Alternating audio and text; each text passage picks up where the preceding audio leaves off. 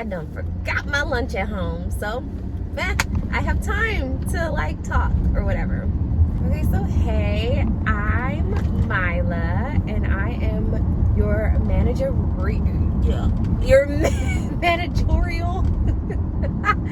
and I am your Zillennial manager bestie. Nice to meet you. So goodness, I hate the way this was about to come out like a robot. I have 5 years of managerial experience plus 3 years in this current position where I am a program manager. Like, you're very robotic, but hey, that's who I am and that's what I do. So if I could talk to anybody who is just starting out, this is what I would tell them, the advice that I would give them. I would tell them that communication is your best friend. Communication is your best friend, and you need to know how to do it. A lot of people do not know how to communicate well. They do not know how to communicate effectively. It's important that as a manager or as a leader that you know how to do that. You're gonna save yourself a lot of headaches and pain in the long run. When you don't know how to communicate effectively, oh my goodness, prepare for everything to suffer. Like, and it's not just a problem that I'm noticing, with one generation. I'm actually noticing it with like the older generations. I'm like, wow, y'all are really bad at communicating. And they want to talk about us like, oh, you always on your phone and this and that. No, y'all are just as bad at communicating as us. Like, but I'll save that for another video. Right now, we're just talking about the problem. What does effective communication look like? It looks like regular check-ins. It looks like actually telling people what you're doing, not just doing stuff. It looks like making an effort so that everybody is on what I call one accord. So imagine working in a place where you don't know what's going on. You're like, what are we doing? Yeah, you're either not getting stuff done or you don't know what to do. You're just like, what? So that's why it's important to communicate effectively, and also it holds you as a manager accountable. Like, you need to be able to communicate, because you can't get mad at people when they're not doing what you want them to do and you haven't even said it. Bad communication will kill any project, it will kill any program, team, whatever it is. Like, it's so important. Communication is like the backbone of getting stuff done together, So you need to be able to do that. And if you can't do that, understand that you can't do that. Like, it's nothing wrong with being a manager who has things that you need to work on. Like, the important thing is that you realize, oh my gosh, like, this is something I'm bad at, so let me figure out how to get better at it. There's all types of things that you can do. Communication isn't a hill to die on. It's like, oh, I can never be a manager, I can't communicate. You can learn how to communicate. Did we come out of the womb knowing how to talk? No. So it's something that you can learn, and it's something that you will learn. Even if you think you're the best communicator in the world, something will happen that will really challenge that. So it's just something to know. Like, you need to know that, okay, communication is a huge part of being a manager.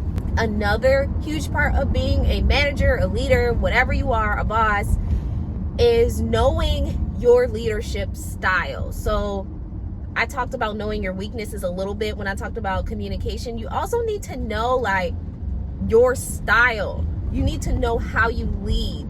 You need to know if you're the type of leader who's like very collaborative. You need to know if you're the type of leader who's very like diplomatic, like this is it, this is, and you need to know how your style fits with the position that you have. That's a thing.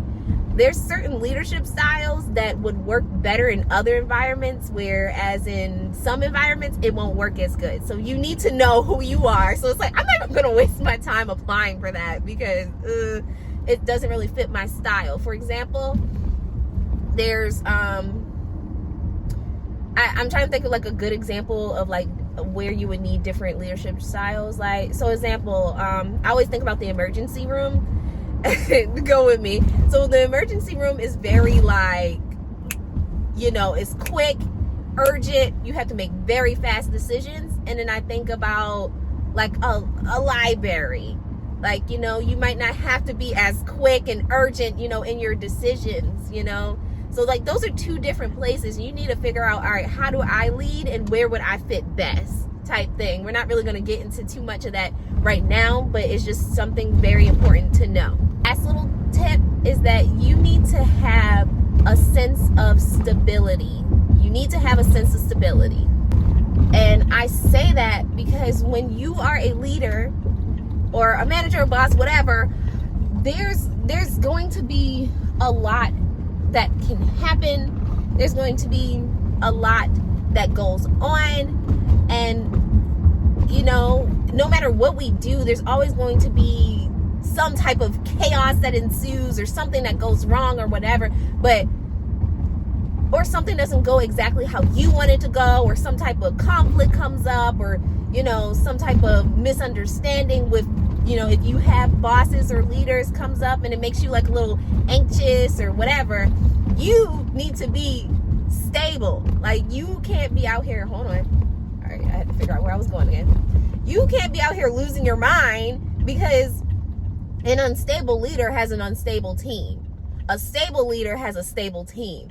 So for example, me, if something's going on, I'm going to manage it in myself, or like, you know, manage it in a way where it's like I'm not freaking my team out. You know, it's like, oh, this didn't go how it was supposed to go. But instead of me being like, oh my gosh, oh my gosh, oh my gosh, I'm just like, you know what? It's all right. It's all right. And for me, I got to testify. Where my stability comes from is from my faith. Like, that's something that I'm always able to rely on and depend on. And, you know, Jesus is my peace 110%. And that's something that's like, nothing can steal that. Nothing can move that. It's always there. It's always something for me to get, you know, go back to. You know, it's always something for me to depend on, so that I'm not tossed to and fro. You know, that's in the Bible as well. And it's important. It is so important. And the reason why I bring this up is because you don't want to be the type of leader that panics a team. You want to be the type of leader that people can depend on to, you know what, if something's going on, it's like, all right, we got it, we're going to figure it out, like, type thing. Because if you're not that type of leader, nobody wants to work for you. Like, oh my goodness, I've been in situations where the leader has been very like frantic, and they're like, like it just freaks you out. So it's like, I don't want to be around that. I don't want to be around that. So it's important, you know, to just consider that.